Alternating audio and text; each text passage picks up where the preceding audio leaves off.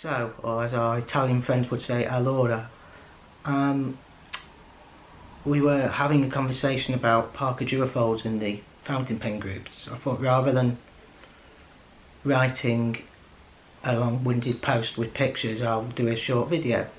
Now, I was talking about boxes, so it's not exactly a pen review, and I won't be doing a writing sample because my hands shake. I don't like doing it on camera. I don't know how many people know, but I'm bipolar and have severe clinical depression.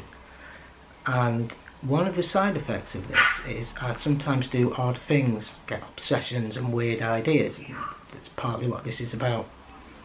Now, I first saw I have a Mark I Duofold Centennial that I've had for over 30 years.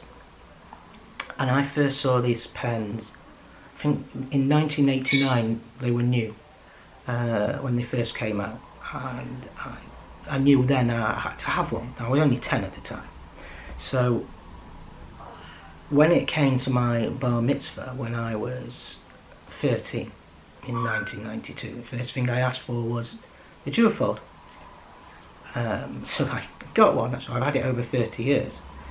A beautiful pen. For some reason people look down on them. I don't know why. They're very expensive, but it might be just because they're a Parker and that's a common name. But they're lovely, beautifully built, gorgeous material. Mine's a blue marble. The nibs are beautiful. It's a cartridge converter. I mean, some people look down on that if it's not a piston filler, but I don't mind, being it's much easier to clean. It doesn't bother me at all. And I like this pen. So it's got a factory medium nib. I had a Nibmeister, John Sorauka. It was always a dry writer, so he tuned it to be a bit wetter. It's lovely now.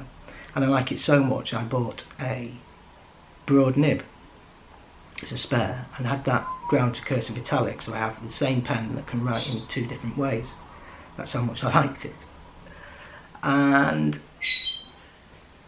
I love this pen. It's fabulous.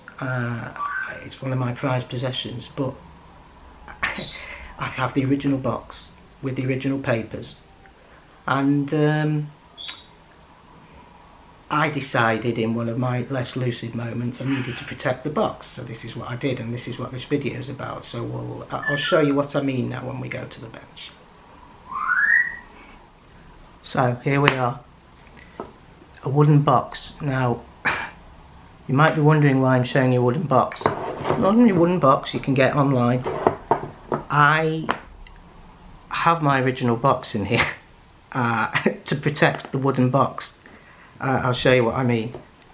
So if we open it up, there's padding in the top, very soft material, and there's foam on either side, and it protects the box of my Duofold. So if I take it out, you can see it's all soft material, so it keeps it cushioned. If we just move that out of the way, here's my original Duofold box. This is the cardboard outer. Oop. And there's the actual Duofold box. I have in here the original papers. And if you're looking at it, it's a very nice, good quality. I mean, bear in mind how much they cost. It was a very nice box, a very expensive pen. And here we go. There's the original Duofold box. No pen in it, so you might be wondering, I've gone to all the trouble to protect the box. Where is the pen? Remember what I said about doing odd things when you're depressed? This is a Peli 1030. It is a shockproof and waterproof box. I don't know if you can see that. I'll zoom in a bit.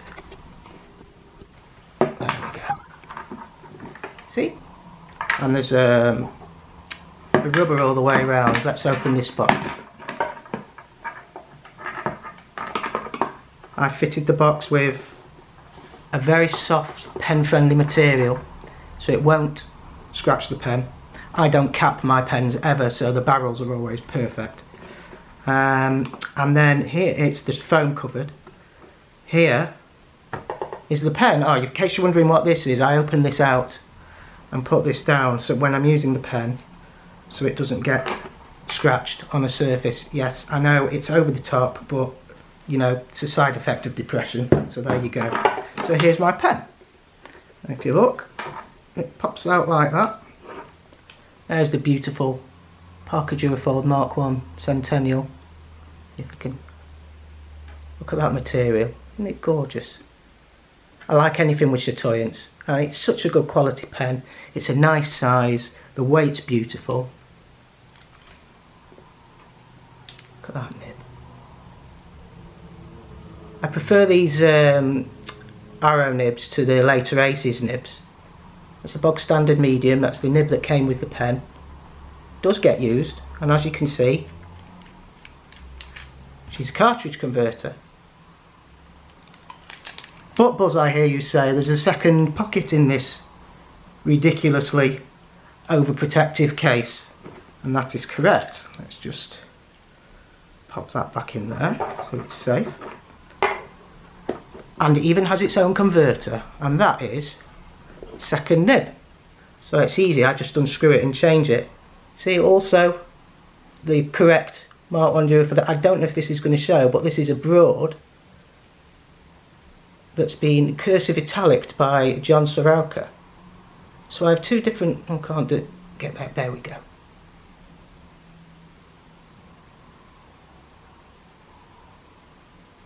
So I have two different writing experiences, and the protective box, and then I have a protective box for the box.